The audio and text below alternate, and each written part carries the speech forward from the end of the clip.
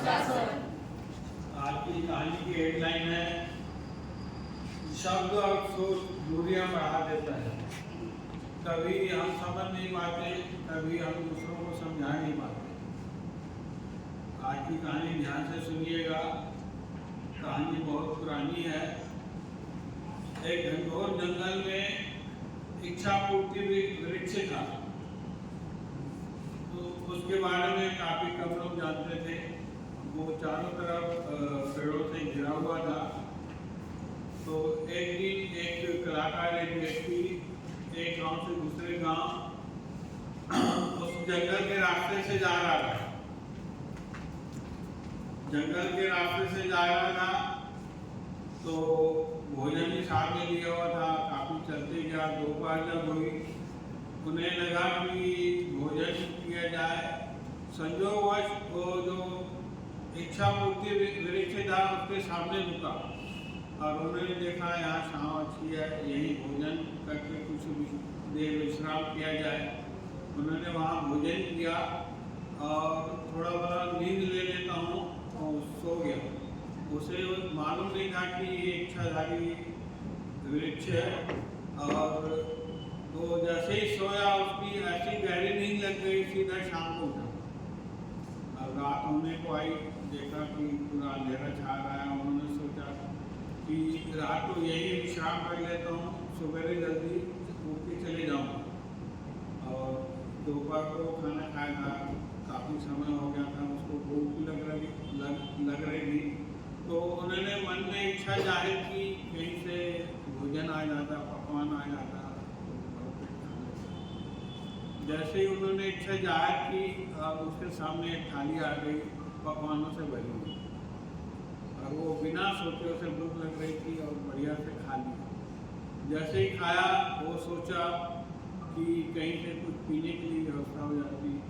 और जैसे ही उन्हें सोचा 2 गिलास शरबत के आए, वो भी बिना सोचे शरबत वो भी पी लिया। अब सोचने लगा कि कहीं से एक तकिया मिल जाए तो अच्छा हो जाए, आराम से रात में सो। तो थोड़ी देर में तकिया भी आ गया, क्योंकि वो इच्छा पूर्ति वृक्ष था। जैसा आप वहाँ जो भी होता था वैसा होता था। और जैसे ये सोया तकिए में, तो तब वो सोचने लगा कि इतने घनघोर जंगल में आया कैसे। मैंने भोजन के लिए बोला कि भोजन पकवान आ गया, शरबत आ गया, तकिया आ गया।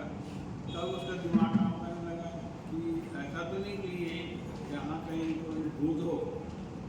जैसे ही उसने इच्छा जाहिर की और भूत प्रकट हो गया। भूत को देख के घबरा गया। लगता है भूत ही ने मुझे भोजन खिलाया है, शरबत पिलाया है और तकिया दिया है, अब मुझे खा जाए। और वो भूत उसे खा गया, क्योंकि इच्छा पूर्ति था। जो जैसा सोचता था वैसा होता। ये कहानी उस वृक्ष की नहीं है, उस कलाकार की नहीं है, उस पेड़ की नहीं है। और कहानी आपके और हमारी है। हमारा जो ये मस्तिष्क, ये उस वृक्ष पूर्ति की तरह है। जैसा हम सोचते हैं वैसा हो जाता है। बरसात में हम लोग भीग जाते हैं, सोचते हैं कि बीमार न पड़ जाए, बीमार पड़ जाते हैं।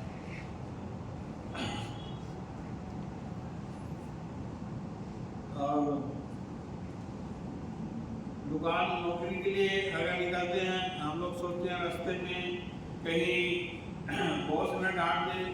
जैसे ही पहुंचते हैं बॉस डांट देता है। नई कोई दुकान खोलते हैं, सोचते हैं घाटा ना हो जाए, तो घाटा होने लगता है।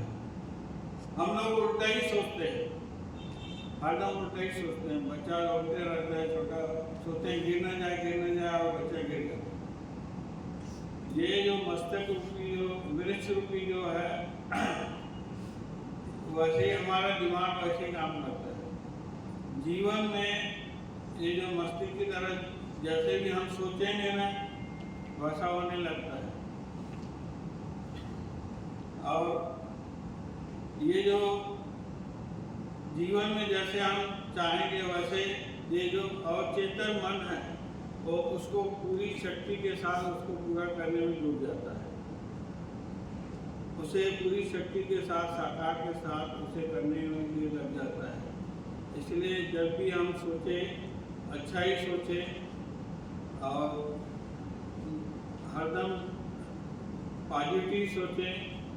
और अगर हम लोग नेगेटिव सोचते रहेंगे तो उस इच्छाधारी इच्छा पूर्ति वृक्ष की तरह उद्भिद आएगा और हमें डराएगा, खाएगा। इसलिए अपना ख्याल रखें। धन्यवाद।